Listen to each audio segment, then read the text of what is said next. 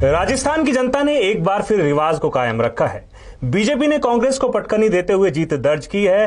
कांग्रेस की हार के कारण क्या रहे और बीजेपी ने किन किन मुद्दों को भुनाया, चलिए जानते हैं हमारे स्टेट एडिटर किरण राजपुरोहित से। सर, पहला सवाल ये, कांग्रेस की हार को आप किस रूप में देखते हैं? कांग्रेस की जो असल हार है वो जुलाई 2020 में ही हो गई थी, जब सचिन पायलट और अशोक गहलोत गुट के विधायक अलग अलग खेमे में बट गए थे, उनकी बाड़ेबंदी हुई थी। फिर सितंबर 2022 में इसका फाइनल रिहर्सल हुआ और इसके जो नतीजे हैं वो आज आए हैं और हार का भी सबसे बड़ा कारण यही है। तो हार के क्या क्या कारण रहे? जयपुर संभाग की बात करूं, जहां पे 50 सीटें हैं, वहां पे पिछली बार कांग्रेस ने 34 सीटें जीती थी। इस बार बहुत ही कम सीटों पे संतोष करना पड़ा, ये एक बहुत बड़ा कारण है। दूसरा, अगर मैं बात करूं कि जो राजस्थान में रिवाज बदलने की बात है, उसमें कांग्रेस के नेता गहलोत को छोड़ के सब ये मान चुके थे कि हम तो चुनाव हार रहे हैं। यही कारण है कि सचिन पायलट अपने इलाके में सीमित रहे। दूसरा, वो सिर्फ अगर कहीं जा पाए तो कुछ समर्थक अपने विधायकों के यहाँ या अपने समर्थकों के यहाँ जा पाए, वहां पे भी चुनाव नहीं जिता पाए। और बाकी जो कांग्रेस के नेता हैं वो तो बिल्कुल सक्रिय नहीं थे, केंद्रीय नेतृत्व तो बिल्कुल सक्रिय नहीं था। तो कुल मिला के जो हार के जो बड़े कारण हैं उनमें ये प्रमुख है, लेकिन पूरी राजस्थान इसमें महत्वपूर्ण माना जा सकता है। चुनाव में जीत के लिए बीजेपी की सबसे बड़ी रणनीति क्या रही? देखिए, भाजपा ने जो कांग्रेस की कमजोर नस पे प्रहार किया।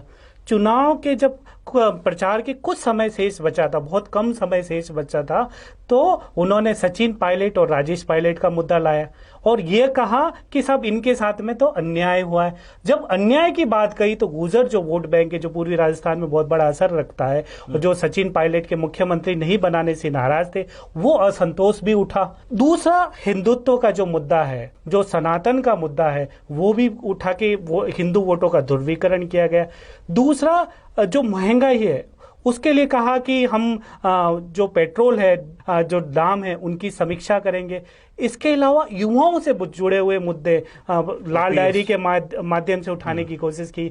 ओपीएस को लेकर अमित शाह ने अंतिम प्रेस कॉन्फ्रेंस में कहा कि हम इस पे भी विचार कर रहे हैं। तो आम आदमी, सरकारी कर्मचारी और युवा, सबको भाजपा ने अपनी रणनीति के तहत एक बार फोकस किया और इस तरीके से जो उनके खिलाफ जो पक्ष में माहौल बना और उससे वो चुनाव जीत गए। क्या इस पूरे चुनाव में आपको गहलोत सरकार के खिलाफ कोई एंटी इनकम्बेंसी चीज जैसी दिखाई दी? कोई जो विधायक है, इनके जो मंत्री थे, ज्यादातर हार गए।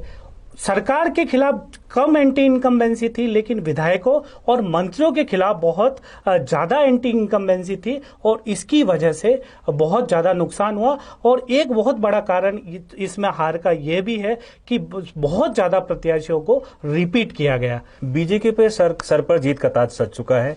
अब सवाल ये उठता है, मुख्यमंत्री कौन होगा? देखिए, इसका ठीक से जवाब तो प्रधानमंत्री नरेंद्र मोदी जानते हैं, लेकिन जो सबसे प्रबल दावेदार है उसमें पूर्व मुख्यमंत्री वसुंधरा राजे हैं।